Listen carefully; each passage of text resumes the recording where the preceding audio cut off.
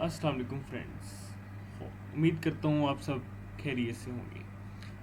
तो आज हम आइट्स राइटिंग टास्क 1 के बारे में बात करते हैं। What is the requirement in task 1 of the IELTS writing exam. तो first of all writing exam 1 जो है वो होता क्या है। आप सबसे पहले देखें कि फर्स्ट टास्क जो है वो एकेडमिक एग्ज़ाम का वो एक डिस्क्रिप्टिव रिपोर्ट राइटिंग होती है कि आपको जो है वो प्रोवाइड की जाती हैं कुछ ग्राफ्स, कुछ फिगर्स, कुछ टेबल, तो आपने उस पर डिस्क्रिप्टिव रिपोर्ट लिखनी होती है। और यहाँ पर students are expected to allot 20 minutes कि आपको टास्क 1 पर जस्ट और जस्ट जो है वो 20 मिनट्स दिए जाते हैं। और देन टास्क 2 है, उसके बारे में हम बाद में बात करेंगे।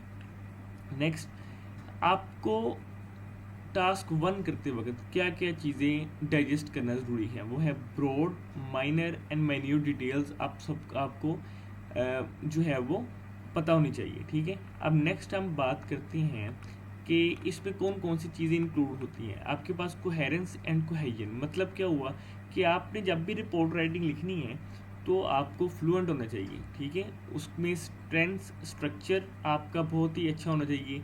आपकी वोकैबुलरी जो है वो बेस्ट फिट हो, क्योंकि आपको पता है कि एक ही चीज़ के वो 4-5 सिनोनिम्स होते हैं, लेकिन आपने इस चीज़ को मेक श्योर करना है कि आपका जो है वो यहाँ पर ये वाला वर्ड जो है वो यूज़ हो रहा है। देन ग्रामर कंट्रीब्यूशन भी है इसमें इंक्लूड हो। उसके बाद है नेक्स्ट लेक्सिकल रिसोर्सेज।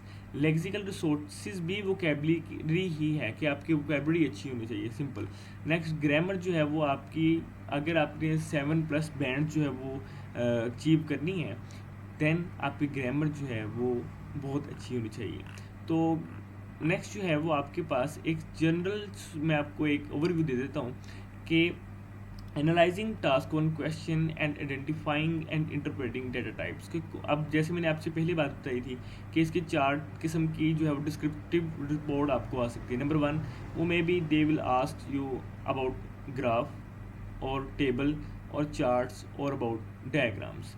ठीक है, देन मैं आपको जनरल सा एक स्केच देता हूँ कि कुछ अगर हम बात करते हैं ग्राफ की, तो वो ग्राफ कुछ इस तरह के भी आ सकते हैं जिसको हम बोलते हैं लाइन ग्राफ। अब याद रखिएगा कि ग्राफ भी आगे कई तरह के होते हैं, लाइन ग्राफ होते हैं, पाई ग्राफ होते हैं।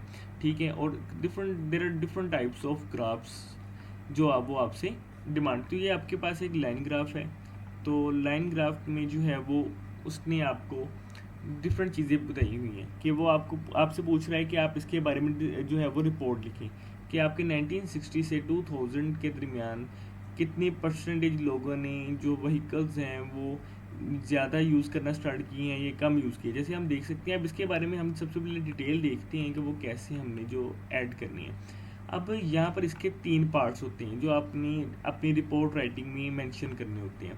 वो आप पर डिपेंड करता है कि आप किस हिसाब से आप उसको लिख रहे हो, क्योंकि हर बंदे का जो है वो सोचने का तरीका और लिखने का तरीका डिफरेंट होता है। आप 3 तरह की जो है वो डिटेल्स आप इसमें दी हुई है, यानी कि आप ऐड कर सकते हो। एक है ब्रॉड डिटेल, माइनर डिटेल और माइन्यूट डिटेल। सबसे पहले हम बात करते हैं ब्रॉड डिटेल की। ब्रॉड डिटेल में आप एक सिंगल सेंटेंस में सारे के सारे को इंक्लूड कर देते हो, सारे ग्राफ को। फॉर एग्जांपल, आप एक दफ़ा ग्राफ को देखिए, लाइन ग्राफ, ठीक है, देखा।